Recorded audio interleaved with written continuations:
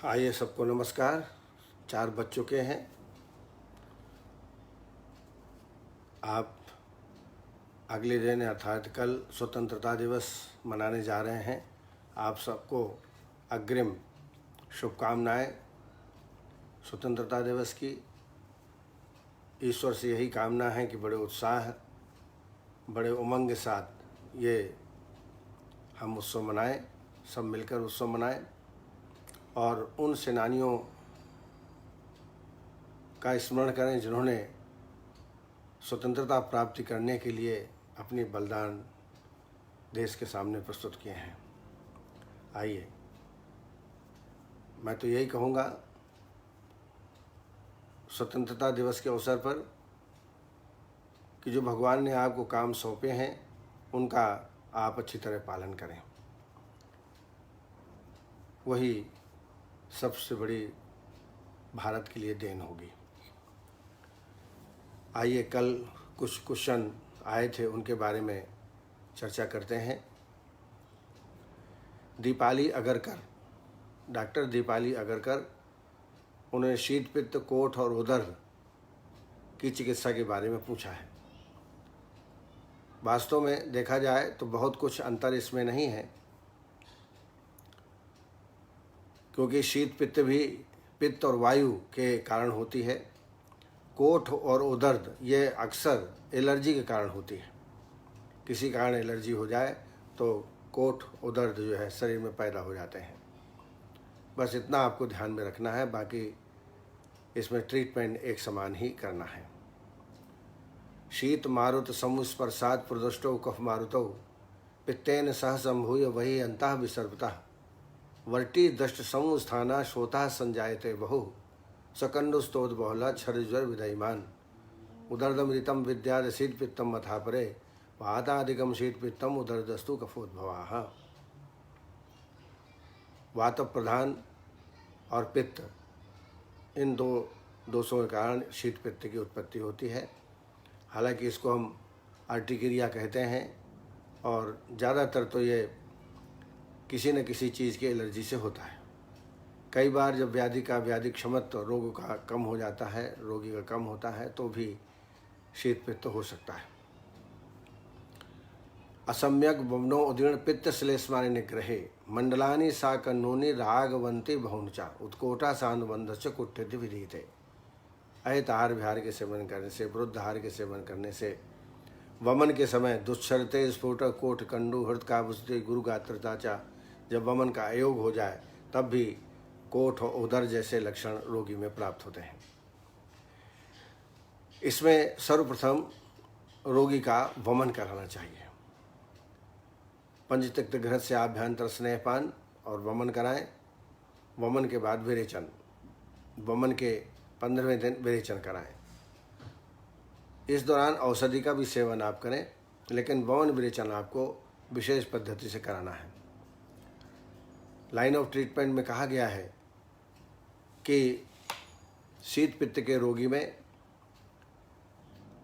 सरसब तेल से अभ्यंग करना चाहिए और सिंपल पानी से स्वेदन करना चाहिए, सर्वांग। और वमन में निम्ब छाल, पटोल पत्र आदि द्रव्यों को मिला करके वमन कराएं। विरेचन में त्रिफला, गूगल और कृष्ण त्रिव्रत, इनको दे करके विरेचन कराएं। देखिए लाइन ऑफ ट्रीटमेंट क्या कहता है। अभ्यंगः कटुक तैलम च स्वेदस्य उष्णेन वारिणाः तथा आशु वमनम कारम पटोलारिष्ट वासकैः त्रिफलापुर कृष्णाभि विरेकस्य प्रशस्ते। ये लाइन ऑफ ट्रीटमेंट शीत पित्त कोठ और उदर का है। वमन विरेचन कराने के पश्चात फिर संशमन ट्रीटमेंट करना चाहिए। इसके लिए हरिद्राखंड 1-1 चम्मच दिन में 2 बार दूध के साथ, कैप्सूल अर्टिप्लेक्स 2 सुबह 2 शाम को, अर्टिप्लेक्स लोशन से पूरे शरीर में लेपन कराएं या जहाँ जहाँ अर्टिकेरिया या शीत पित्त मंडल आदि उत्पन्न हो वहाँ इसका सेवन कराएं। इसके अलावा गंधक रसायन 250 मिलीग्राम, रसमाणिक 60 मिलीग्राम, गिलोय सत्व 250 मिलीग्राम। ये दिन में 2 या 3 बार इसका सेवन कराएं। और ये ध्यान देवें कि किस वजह से अर्टिकेरिया हो रहा है उसका भी आप ध्यान में रखें। ये देखें कि व्याधि क्षमता तो बहुत कम है और उसकी वजह से हो रहा है तो सिद्ध मकरध्वज, स्वर्ण बसंत मालती और गिलोय सत्व। सिद्ध मकरध्वज, स्वर्ण बसंत मालती और गिलोय सत्व। स्वर्ण बसंत मालती 60 मिलीग्राम, सिद्ध मकरध्वज 60 मिलीग्राम, गिलोय सत्व 250 मिलीग्राम। ये दिन में 2 बार या 3 बार शहद के साथ इसका चाटन करवाएं। इसके अलावा पंचनिम्बवटी, महामंजिष्ठादिक्वाथ आदि का भी सेवन रोगी को कराएं। निश्चित रूप से शीत, पित्त, कोठ और उदर्द में पेशेंट को आराम प्राप्त होगा। शिल्पा पालस्कर जी ने अपर आईलिड्स में वार्ड्स हैं, क्या ट्रीटमेंट दें? वास्तव में देखा जाए तो वार्ड्स अगर ओल्ड एज में होते हैं, एल्डरी एज में, तो ये अनक्यूरेबल हैं, ये नहीं जाते हैं। लेकिन यदि 20, 30, 40 साल की उम्र में ही वार्ड्स दिखाई दें तो इसमें चिकित्सा की जा सकती है। चूँकि मुख्य चिकित्सा वार्ड्स की तो अग्निकर्म और क्षारकर्म है, लेकिन ये आईलिड्स में है, यहाँ क्षारकर्म और अग्निकर्म करना ज़रा मुश्किल है। तो ऐसी अवस्था में जायफल, हर घर में रहता है जायफल, जायफल को दूध में घिस करके और वो जो लेप तैयार करें, उस लेप का सेवन दिन में 2 बार वहाँ पर लगाएं।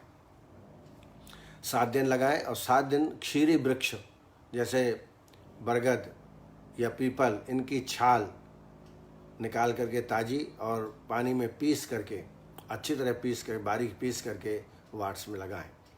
तो 7 दिन आप जायफल, 7 दिन क्षीर वृक्षों का लेप, ऐसा क्रमशः 2 या 3 कोर्स करें तो इससे निश्चित रूप से आराम होगा। लेकिन बार बार टच ना करें, बार बार छुएं नहीं। जितनी बार आप टच करेंगे स्टिमुलेशन होगा और रोगी को कष्ट हो सकता है, बढ़ सकता है, वार्ड्स और बढ़ सकते हैं। डॉक्टर कविता शर्मा जी ने हाइपरथायराइड के बारे में पूछा है। हाइपरथायराइड ये पित्त प्रधान व्याधि है। इसमें निश्चित रूप से आपको वमन विरेचन तो कराना ही पड़ेगा। वमन विरेचन कराएं, उसके बाद नस्यकर्म। नस्यकर्म में पिपली और अपामार्ग, इनका चूर्ण बना लें और इससे अवपीड़न नस्य देवें। चूर्ण बना लें, 2 चम्मच चूर्ण एक दिन पहले, जिस दिन आपको नस्य कराना है उसके एक दिन पहले भिगो के रख दें। मसलें छानें और 6-6 बूंद की मात्रा प्रत्येक नासा में दोनों टाइम, दिन में एक ही बार। 2 दिन स्नेह नस्य अणुतिल से करें, तीसरे दिन ये शोधन नस्य करें। तो इससे निश्चित रूप से हाइपरथायराइड में आराम होगा। एक मैं योग आपको बताया, पहले भी बता चुका हूँ, जलकुंभी, ये तालाब में और नदियों में बहुत आयत में प्राप्त होता है। जलकुंभी, इसका फूल बड़ा बैंगनी रंग का होता है और पत्ते बड़े मोटे मोटे होते हैं। तो पत्तों को कलेक्ट कर लीजिए जलकुंभी, और फिर इसको सुखा लीजिए धूप में। जब पूर्णतः ये सूख जाए तो उसको जला दीजिए। तो ये एक प्रकार के भस्म बन गई। और ये भस्म कलेक्ट करके रख लीजिए, या 1000 mg की कैप्सूलिंग कर सकते हैं। तो 2 कैप्सूल सुबह, 2 कैप्सूल शाम को लगातार 5-6 महीना लीजिए तो निश्चित रूप से इसमें लाभ प्राप्त होगा। साथ में कांचनादि गुगुल, गोक्षरादि गुगुल 2-2 गोली दिन में 2 बार, इसका भी आप प्रयोग करें। रस औषधियों में शिलादित्यादि लौह, शोथारी लौह 200-250 दिन में 2 बार शहद के साथ इसका सेवन करें। इससे निश्चित रूप से, और पित्तनाशक ट्रीटमेंट, अमलता से गूदा रात्रि में सोते टाइम देते जाएं ताकि पित्त का निष्कासन होता जाए, पेट हल्का रहे। इससे निश्चित है रोगी को या शायद आपको ये तकलीफ़ है, आप ये करें तो अच्छा रहेगा। इससे निश्चित रूप से लाभ होगा आपको। अनिल कुमार जी, इन्होंने प्रश्न पूछा है ब्रोंकियल अस्थमा के लाइन ऑफ ट्रीटमेंट, चिकित्सा सिद्धांत, क्लासिकल क्वेश्चन है। तो क्लासिकल जो लाइन ऑफ ट्रीटमेंट है वो पहले तो वक्ष प्रदेश में तिली तेल और नमक, तिली तेल और सेंधव नमक, इसको मिला के थोड़ा पका लें और इससे वक्ष प्रदेश में अभ्यंग करें। अभ्यंग करने के बाद पत्रपिंड श्वेद या नाड़ी श्वेद करें। इससे जो चिपका हुआ कफ है वो पिघल कर स्रोतों में आ जाएगा। बाद में आप आभ्यंतर स्नेहपान करने के पश्चात आभ्यंतर स्नेहपान आप वासाघृत या त्रिउष्णाघृत से आभ्यंतर स्नेहपान करके वमन करा दें। वमन के बाद फिर विरेचन। कई लोग तमकेतु विरेचन ये कहते हैं कि तमक में विरेचन कराना चाहिए, लेकिन पहली लाइन पढ़ना भूल जाते हैं। पहली लाइन में लिखा है कि यदि प्रतिशाय हो, कफाधिक्य हो तो पहले वमन करना चाहिए, उसके बाद विरेचन करना चाहिए। ये तो जब बहुत जीर्ण हो जाता है तमक श्वास, उस अवस्था की बात है कि वहाँ आप विरेचन से भी काम चला सकते हैं, लेकिन लाइन ऑफ ट्रीटमेंट में तो आपको वमन विरेचन दोनों ही कराना पड़ेगा। हिक्का श्वासार्जितम स्निग्धै आदौ सोदै उपाचरेत आत्म लवण तैलेन नाड़ी प्रसर शंकरै है तैरस्य घृतिता श्लेष्मा स्रोता स्वभिविलिते खानि मार्दमादितो वातानुनोमता वादकृद्वा कफहरम कफकृद्वा अनिलापहम कार्यम नैकांतिकम ताभ्याम प्रायः श्रेयो अनिलापहम सर्वेषां ब्रह्मणं ही अल्पः शक्यस्य प्रायशो भवेत् नात्यर्थ समनोपाय भ्रशो शक्यस्य कर्षणे। तो ये इसका चिकित्सा सिद्धांत है। इस सिद्धांत को अपनाते हुए आगे का ट्रीटमेंट आपको करना चाहिए। डॉक्टर सुशील जायसवाल, नी जॉइंट में फ्लूइड है, फ्लूइड का रिटेंशन है, इसका ट्रीटमेंट क्या होगा? अभी फ्लूइड का रिटेंशन क्यों है इसका पहले आपको पता लगाना पड़ेगा। एक तो कोष्ठक शीर्ष नाम की व्याधि होती है, इसमें रिटेंशन हो जाता है। लिगामेंट सिंड्रोम है, इसमें भी स्वेलिंग आती है। ट्यूबरकुलोसिस हो जाए बोन का तो उसमें भी सूजन आती है। तो पहले आपको इसका डायग्नोस करना पड़ेगा किस वजह से सूजन है, और उसका जो व्याधि का ट्रीटमेंट आप करेंगे तो ये अपने आप ही जाएगा। मान लीजिए चोट के कारण हो या लिगामेंट सिंड्रोम के कारण हो, उसमें या स्पोर हो, कई बार कैल्किनियम स्पोर, लेकिन वो ज़्यादातर एड़ी में होता है। आप नी जॉइंट की बात कह रहे हैं तो इसमें आप दशांग लेप का लेप करें। दशांग लेप करीब 4 चम्मच, आधा कप पानी, 1 चम्मच सरसों। अब धीरे धीरे इसको पका करके लेप तैयार करें और इसका लेप प्रातः एवं सायं दोनों टाइम देवें। औषधियों में पिपली चूर्ण 50 ग्राम, सुंठी चूर्ण 50 ग्राम और 100 ग्राम अश्वगंधा, ये चूर्ण तैयार करके 1-1 चम्मच दिन में 2 बार पानी के साथ इसका सेवन करें। इसके बाद लाक्षादि गुल, गोक्षरादि गुल, ये दिन में 2 बार 2-2 गोली, लेकिन ध्यान रहे कि लगातार आपको दवाई देनी है। औषधियों में, रस औषधियों में आम वातारी रस, शिलज इत्यादि लौह, आम वातारी 250 मिलीग्राम, शिलज इत्यादि लौह 250 मिलीग्राम, शोथारी लौह 250 मिलीग्राम, दिन में 2 या 3 मात्राएं शहद के साथ सेवन करें। और रेस्ट, पेशेंट को रेस्ट बहुत आवश्यकता है तो ये रेस्ट करें। साथ में यदि संभव हो तो अग्निकर्म या जलौ का उच्चारण भी कर। जलौ का करने से बहुत जल्दी आराम प्राप्त होता है। अग्निकर्म करने से वेदना में बहुत शांति होती है। अगर बहुत ज़्यादा वेदना है तो अग्निकर्म बड़ा लाभप्रद है, पर जलौ का उच्चारण करने से दोनों लाभ आपको प्राप्त हो सकते हैं। डॉक्टर मोनिका चिटनिविस जी ने एलिवेटेड क्रिएटिनिन, क्रिएटिनिन यदि बढ़ाया है तो क्या ट्रीटमेंट करें? तो इसमें सबसे पहले विरेचन करा दें। विरेचन कराने से सिस्टम ठीक होगा। इसके बाद इसमें गोक्षुर, ककड़ी बीज, शतावरी और कुटकी, और यदि मकोई मिल जाए, मकोई, इन 5 चीज़ों का बारीक चूर्ण कर लीजिए। 1-1 चम्मच दिन में 2 बार खाली पेट इसका सेवन कराएं। लगातार आप देंगे तो निश्चित रूप से सीरम क्रिएटिनिन कम हो जाता है। इसके अलावा इसमें लेखन बस्ती बहुत अच्छा काम कर सकती है।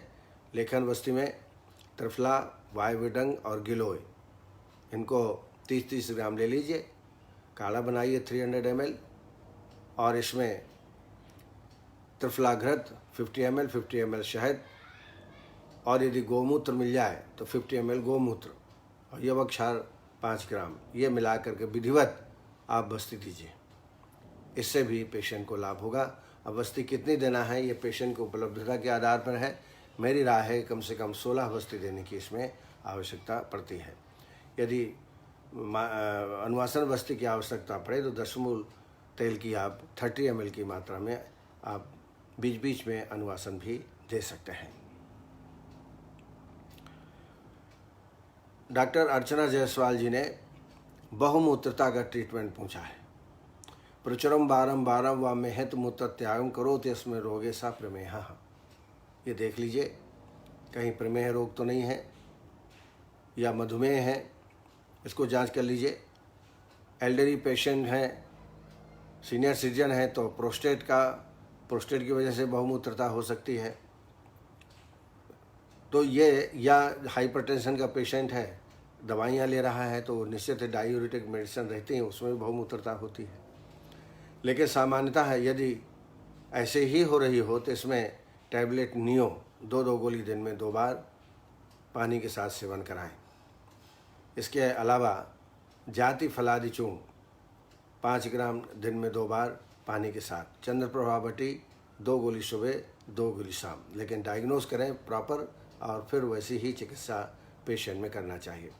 दूसरा, अनुलोमन चिकित्सा। बहुमूत्रता में अनुलोमन चिकित्सा भी बहुत उपयोगी है। मलप्रवृत्ति ठीक होना चाहिए तो ऐसे पेशेंट्स में आप जो है एरन मूलादि वस्ती का प्रयोग करें। इससे बढ़िया पेट साफ रहेगा, अपान वायु गति बिल्कुल ठीक रहेगी। इससे भी जो बहुमूत्रता है उसमें पेशेंट को आराम प्राप्त हो सकता है। मोकम्बिका के उनका एक पेशेंट है 78 ईयर्स का, बीपी की शिकायत रहती है, बर्निंग सेंसेशन है लेग और नी में, और बैक पृष्ठशूल है। ऐसी अवस्था में तो सबसे पहले डायबिटीज़ का परीक्षण कर लीजिए। डायबिटीज़ तो नहीं है।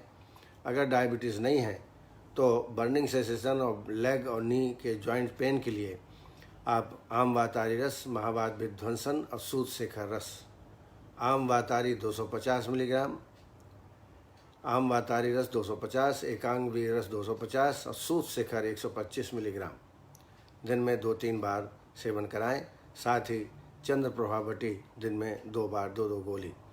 इसके अलावा बैकेक में या नी जॉइंट पेन हो रहा हो तो इसमें पत्र पिंड श्वेत करें। पत्र पिंड श्वेत करने के बाद फिर नाड़ी श्वेत करें। ये लगातार ट्रीटमेंट देंगे तो पेशेंट को निश्चित रूप से आराम होगा। बीपी हो, ब्लड प्रेशर हो तो सर्पगंधा बटी और टैबलेट अबाना 2 गोली दिन में 2 बार दें। इससे ब्लड प्रेशर भी रोगी का कंट्रोल रहेगा। KN गांगवार जी ने इंक्रीज्ड WBC का ट्रीटमेंट। अब WBC क्यों बढ़ते हैं ये पहले देखना है, किस वजह से बढ़ रहा है। ये तो कोई इन्फेक्शियस डिसीज़ है, लगातार ज्वर रहता हो या इन्फेक्शन कोई हो, यूरिनरी ट्रबल हो तब WBC बढ़ जाता है, या बोन मैरो की डिफेक्ट हो तब ल्यूकीमिया जैसे डिसीज़ होती हैं, उसमें इमेच्योर WBC पैदा होता है। तो WBC बढ़ने के कारण को देख करके ट्रीटमेंट निश्चित करना पड़ेगा। फिर भी प्रत्येक अवस्था में आप गुड़ूची सुरस 1 चम्मच और 1 चम्मच शहद ये 2 बार सेवन कराएं। इससे रोगी को काफ़ी आराम प्राप्त होगा।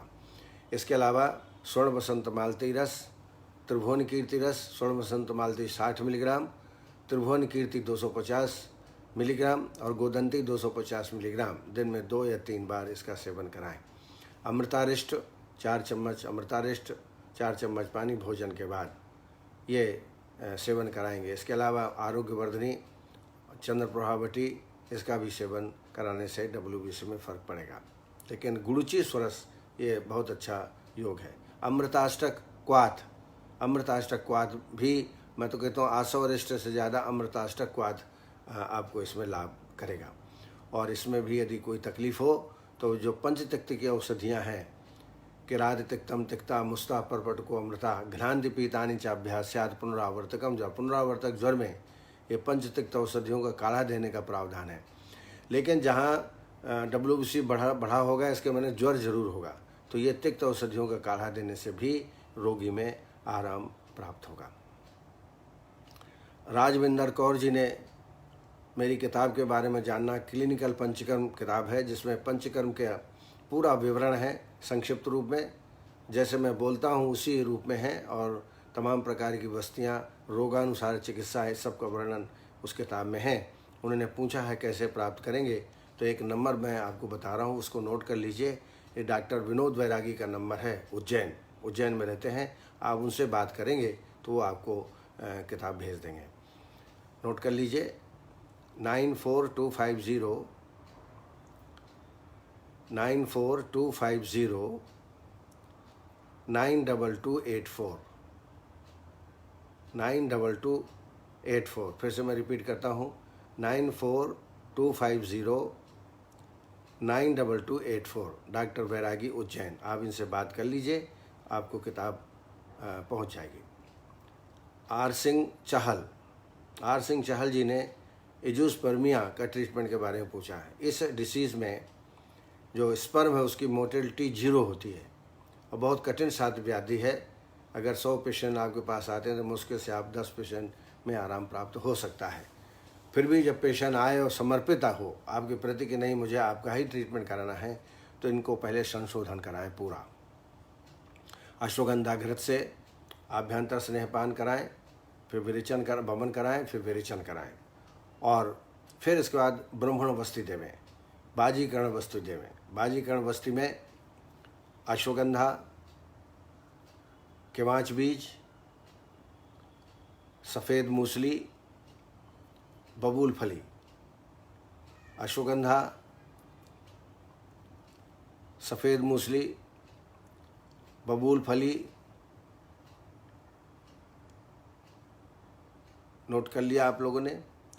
इन औषधियों को 20-20 ग्राम या 30-30 ग्राम ले लीजिए और इसका 300 ml काढ़ा बना लीजिए और इसमें 50 ml अश्वगंधा घृत और 50 ml शहद और 5 ग्राम सेंधौ मिला करके ये बस्ती दीजिए। ये बाजीकरण बस्ती है, इसमें निश्चित रूप से रोगी को आराम प्राप्त होगा। वानरी गुटका बाजार में उपलब्ध है, 2 गोली सुबह 2 गोली शाम को इसका प्रयोग करें।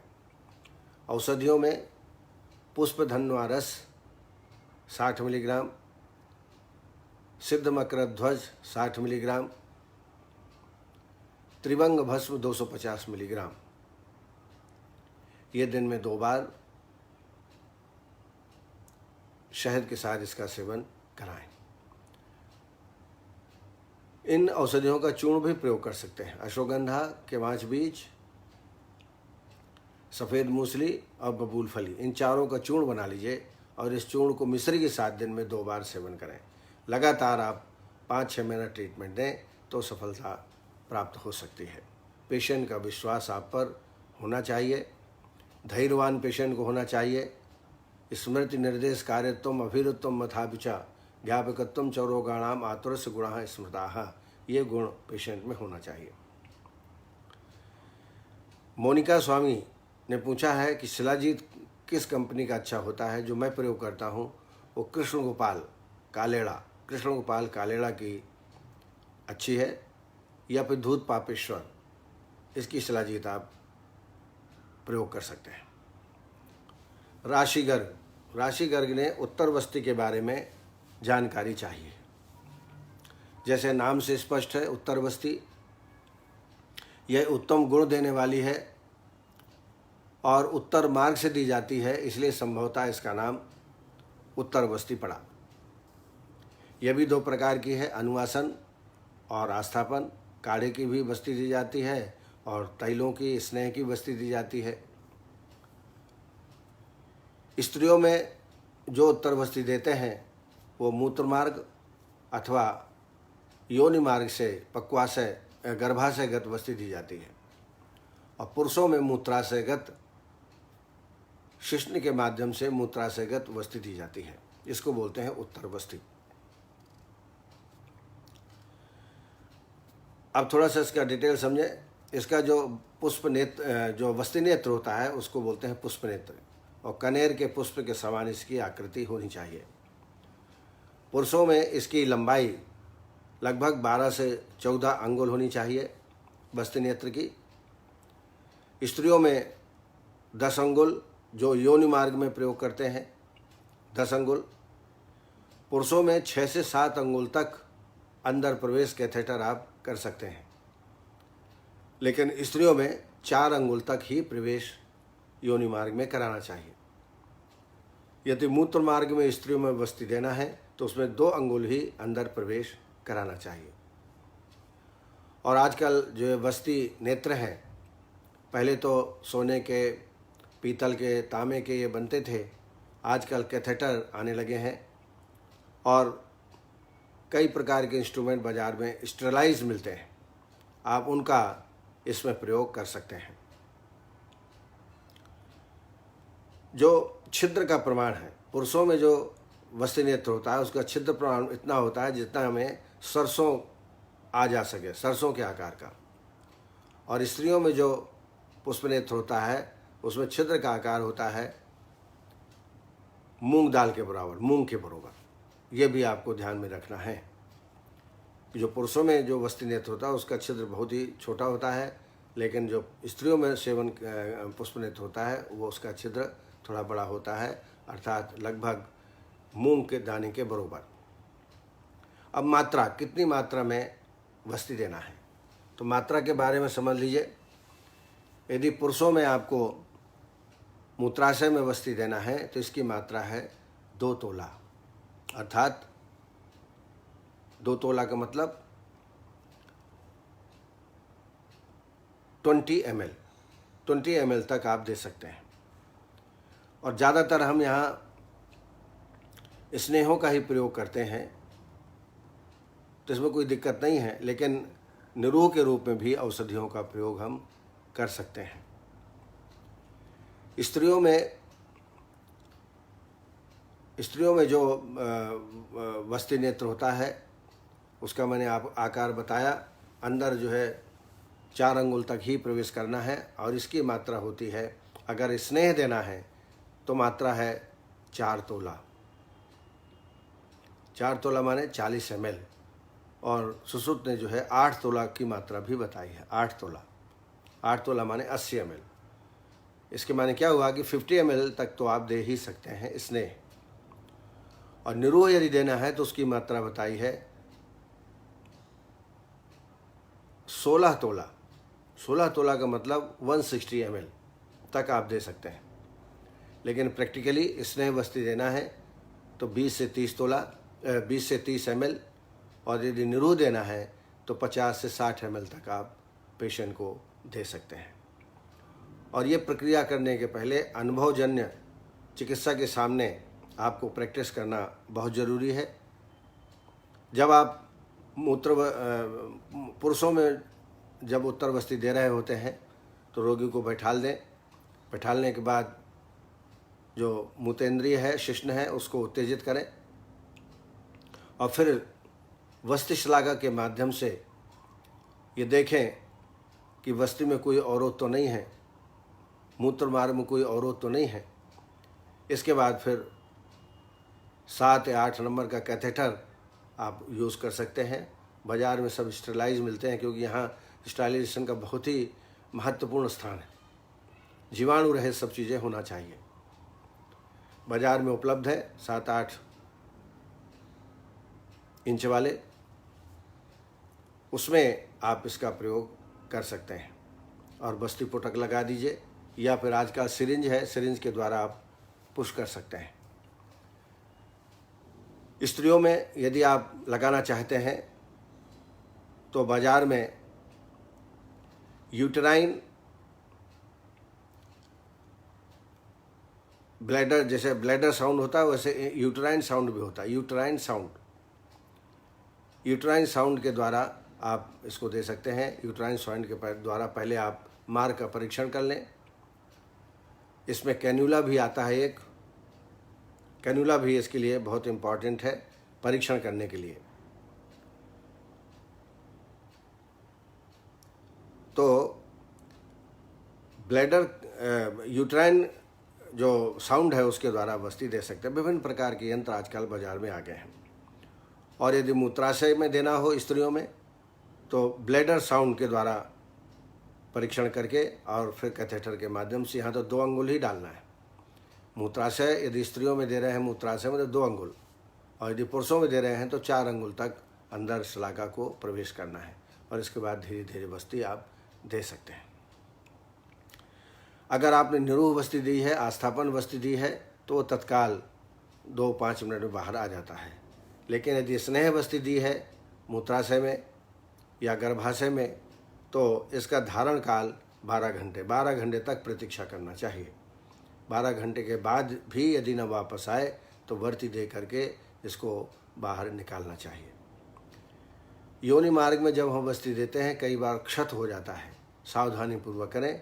और यदि क्षत हो गया, दाह की अनुभूति हो रही है, वेदना की अनुभूति हो रही है, तो मधुयष्टि काढ़ा 40 ml बना लीजिए और इसमें मधु और शर्करा मिला करके वस्ती देवें। इससे तत्काल दाह में आराम प्राप्त होता है।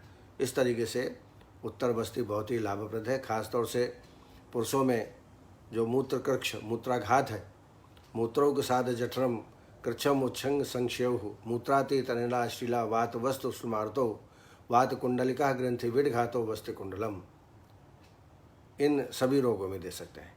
और स्त्रियों में जितने भी 20 प्रकार के योनि व्यापद हैं उन सब में इसका प्रयोग किया जाता है। खासतौर से इनफर्टिलिटी के लिए बहुत ही उपयोगी है।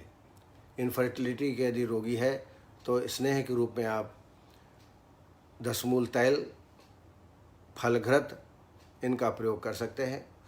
और काढ़े की वस्ती देना है तो कुटज और गंभारी फल, कुटज और गंभारी इनका काढ़ा बना करके विधिवत निरूह वस्ती तैयार करके आप इनफर्टिलिटी में आप दे सकते हैं। आभ्यंतर स्नेहपान जब बौन विरेचन कराएंगे तो फल घृत से, क्योंकि स्टरिलिटी में आपको बौन विरेचन शोधन कराना पड़ेगा, तो फल घृत से ही आभ्यंतर स्नेहपान करें। तो इस तरीके से मैंने संक्षिप्त जानकारी उत्तर वस्ती के बारे में आपको दी। इसके अलावा सुदेश सिंह जी ने पूछा है कि अगर पेशेंट एल्डर है, शोधन के योग्य नहीं है, तो संक्रमण से ट्रीटमेंट करा सकते हैं क्या? बिल्कुल करा सकते हैं।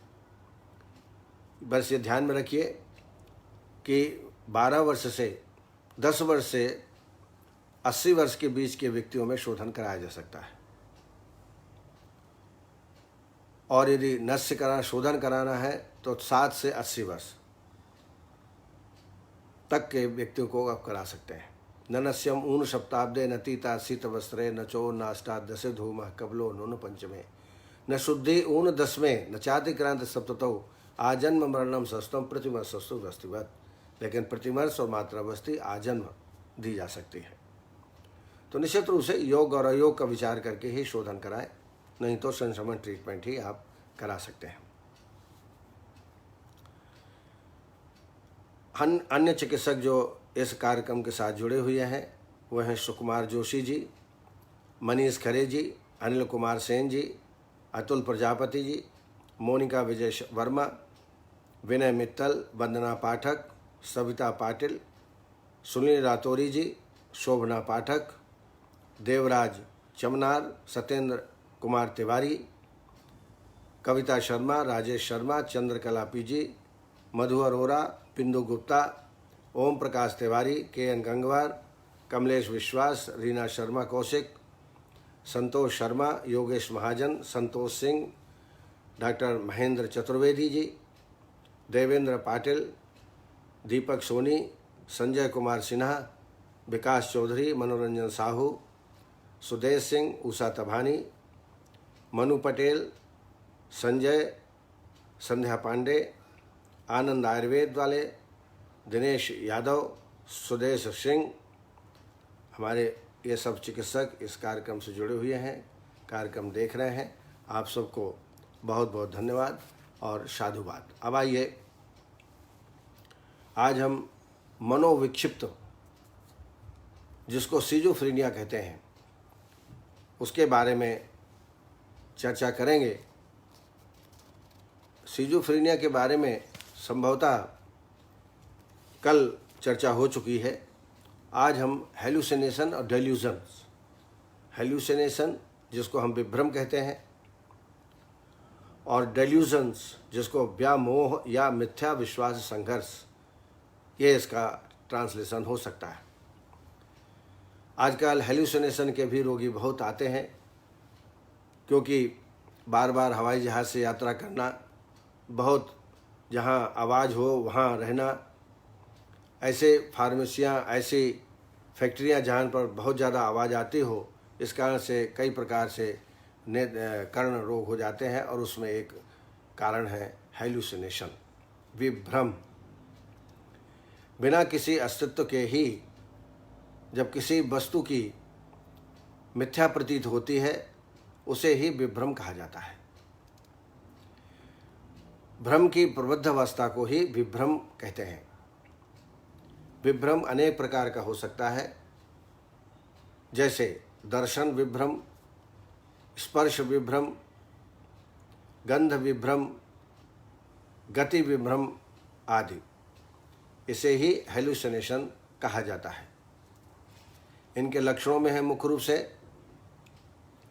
वास्तविक अस्तित्व नहीं होने पर भी उसकी मिथ्या प्रतीति, गंधजन विभ्रम में अथवा स्पर्श रूप रस का विभ्रम होना, सुगंध न होने पर भी सुगंध की महसूस करना, रोगी को अनेक प्रकार के शब्द जैसे बंसी बजाना, मृदंग, ढोल, नगारे आदि का सुनाई देना, धमकी भरे शब्द अथवा तिरस्कार आदि की मिथ्यानुभूति, अवास्तविक, अप्रत्यक्ष, दिव्य, अलौकिक, स्वर्णिम आभा को अनुभूति करना, मिथ्या अनुभूति करना, स्वाद का अनुभव न करना, मिथ्या कृमियों के चलने का अनुभव करना, मिथ्या स्पर्श की प्रतीति, ये सब लक्षण रोगी में प्राप्त हो सकते हैं। चिकित्सा तो मैं आपको बताऊं कि मानसिक रोग जितने हैं उसमें संशोधन चिकित्सा अवश्य कराना चाहिए। पहले तो निदान परिवर्जन बहुत आवश्यक है और संशोधन के रूप में वमन, विरेचन और नस्य कर्म कराना चाहिए। वमन, विरेचन और नस्य। नस्य में भी धमापन या अवपीड़न नस्य का प्रयोग करें। अवपीड़न नस्य के बारे में मैंने बताए हैं औषधियाँ। पिपली है, अपामार्ग है, अजवाइन है, शिगरू है, वचा है, विडंग है। इन औषधियों को 2 या 3 ले करके धमापन भी दे सकते हैं इसका, और अवपीड़न नस्य भी इसका प्रयोग आप कर सकते हैं। इसके अलावा सत्वावजय चिकित्सा, आश्वासन एवं हर्षण करना चाहिए। पेशेंट को उत्साह बनाए रखना चाहिए। दैव उपस्तर के रूप में मणि, मंगल, जप, ध्यान आदि का प्रयोग करें। पूजा पाठ कराएं। पेशेंट को थोड़ा आत्मिक शांति इससे प्राप्त होती है। इसके अलावा ब्राह्मी बटी, शंख बटी, ब्राह्मी बटी और शंख पुष्पी घन 2-2 गोली दिन में 2 बार इसका सेवन कराएं। मेंटेट भी टैबलेट आती है, उसको 2 गोली सुबह शाम को। चूर्णों में अश्वगंधा चूर्ण और जटामांसी। अश्वगंधा चूर्ण 2.5 ग्राम, जटामांसी चूर्ण 2.5 ग्राम, दोनों को मिला करके दिन में 2 बार सेवन कराएं। आसो अरिष्ट में सारस्वत अरिष्ट और अश्वगंधा अरिष्ट 2-2 चम्मच ले लीजिए और 4 चम्मच पानी भोजन के बाद। सिरा तर्पण जरूर करें। अब सिरा तर्पण में आप शिरोधारा कर सकते हैं, शिरोवस्ती कर सकते हैं, पिछू धारण कर सकते हैं। पिछू धारण और शिरोधारा पेशेंट के लिए श्रेष्ठ होता है, तो तर्पण क्रिया जरूर करें। औषधियों में स्मृति सागर रस 250 मिलीग्राम, ब्राह्मी बटी 2, स्वर्ण बसंत मालती 60 मिलीग्राम और प्रोआल पिष्टी 250 मिलीग्राम। फिर से रिपीट करता हूँ, स्मृति सागर 250 मिलीग्राम, ब्राह्मी बटी 2, स्वर्ण बसंत मालती 60 मिलीग्राम, प्रोआल पिष्टी 250 मिलीग्राम। इनको शहद के साथ या ब्राह्मी अवलेह के साथ दिन में 2 बार सेवन कराएं। दूसरा योग है स्मृति सागर रस 250 मिलीग्राम, योगेंद्र रस 60 मिलीग्राम, प्रोआल पंचामृत 125 मिलीग्राम। इसको भी शहद के साथ या ब्राह्मी अवलेह के साथ इसका सेवन कराएं। एक अनुभूति योग है मानसिक रोगों के लिए, लहसुन कल्क 6 लहसुन ले लीजिए, तिली तेल में इसको कल्क बना लीजिए, पीस लीजिए और इसका सुबह खाली पेट सेवन कराएं। जितने भी मानसिक रोग हैं, अतत्वाभिनिवेश, विभ्रम और व्यामोह जिसको डेल्यूजन कहते हैं, इन सब में इसका लाभ बहुत अच्छा प्राप्त होता है। इसके अलावा वचा चूर्ण मधु के साथ, वचा 5 ग्राम, मधु मिला करके दिन में 2 बार, और मेद रसायन क्वाथ जो मैं हमेशा बताता हूँ उसका सेवन कराएं। मंडूक पर्णी, शंखपुष्पी, मधुयष्टि और गिलोय, और जटामांसादि क्वाथ, जटामांसी, खुरासानी, अजवाइन और अश्वगंधा, इसका काढ़ा भी रोगी को सेवन कराएं। ब्राह्मी घृत से आभ्यंतर स्नेहपान करें जब वमन और विरेचन कराते हैं, और ब्राह्मी घृत का संशमनार्थ भी प्रयोग आप करें। भोजन के आधा घंटे पहले 2 चम्मच ब्राह्मी घृत दोनों टाइम आप दें, तो इससे रोगी को बहुत ही आराम प्राप्त होगा। अब आइए, व्यामोह, मिथ्या संघर्ष, मिथ्या विश्वास संघर्ष का ट्रांसलेशन है, जिसको हम डेल्यूजन कहते हैं। डेल्यूजन को आमतौर पर व्यामोह से बोला जाता है, व्यामोह इसका पर्याय है। तो व्यामोह में रोगी के मन में मिथ्या विश्वास अत्यंत गहराई के साथ मन में बैठ जाता है, जो कि वास्तविक नहीं होता। यह एक प्रकार का उन्माद जैसा रोग है। इसमें रोगी को किसी भी प्रकार से तथ्यों द्वारा नहीं समझाया सकता, उसका इतना दृढ़ विश्वास हो जाता है। लक्षणों में रोगी अपने आप को सर्वश्रेष्ठ समझता है, महानतम तथा सर्वाधिक योग अपने आप को समझता है, अत्यंत ही आशावादी, काम, क्रोध, लोभ, मोह एवं अहंकार की प्रचंड भावना उसमें रहती है। बहुत ही अहंकारी व्यक्ति हो जाता है। रोगी को अपने साहस, हिम्मत, ताकत, धन, समृद्धि आदि पर अति अहंकार होता है। ये 4 प्रकार का होता है: आत्म अवमूल्यन डेल्यूजन, व्यर्थ चिंतन व्यामोह या डेल्यूजन, उत्कृष्टताजन्य डेल्यूजन, दंडित होने के आशाजन्य डेल्यूजन्स और संदेहजन्य डेल्यूजन। इस तरीके से इसके भेद 5 प्रकार के होते हैं। आइए चिकित्सा। तो जो हेलुसिनेशन की चिकित्सा है वही लगभग डेल्यूजन्स की भी है। इसमें भी विरेचन आवश्यक है। यदि वमन न करा पाएँ तो विरेचन जरूर कराएं। इसके अलावा शिरोधारा, शिरोवस्ती और नस्य जैसा मैंने ऊपर बताया आपको, वैसे नस का प्रयोग इसमें करें। सत्वावजय और दैवापस्य चिकित्सा, ये दोनों चिकित्सा मानसिक रोगों में करना चाहिए। सत्वावजय चिकित्सा में आश्वासन, भय दिखाना, हर्ष उत्पन्न करना, उसके पास बैठ करके ऐसी बातें करना जिससे वो हर्ष की उत्पत्ति उसमें हो। दैवापस्य चिकित्सा में मानसिक रूप से उसकी शक्ति बढ़ाना, मानसिक दौर्बल्यता को खत्म करना, देवताओं का पूजन आदि करना। औषधियों में भूत भैरव रस 125 मिलीग्राम, स्मृति सागर रस 250 मिलीग्राम और ब्राह्मी बटी 2 गोली, ये शहद के साथ या ब्राह्मी औले के साथ दें। फिर से मैं बोल रहा हूँ, भूत भैरव 125 मिलीग्राम, स्मृति सागर रस 250 मिलीग्राम और ब्राह्मी बटी 2 गोली, इसको पीस लें और ब्राह्मी औले के साथ इसका सेवन करें। एक और योग बता रहा हूँ मैं आपको, उन्माद गज केसरी रस 125 मिलीग्राम, योगेंद्र रस 60 मिलीग्राम, इन दोनों को मिला करके कल्याण घृत 5 ग्राम निकाल लें, उसमें मिला करके दोनों टाइम इसका सेवन करें। एक योग और है, चतुर्भुज रस 125 मिलीग्राम, मुक्तापिष्टि 60 मिलीग्राम और योगेंद्र रस 60 मिलीग्राम, ये एक मात्रा है। ये ब्राह्मी औले के साथ सेवन कराएं।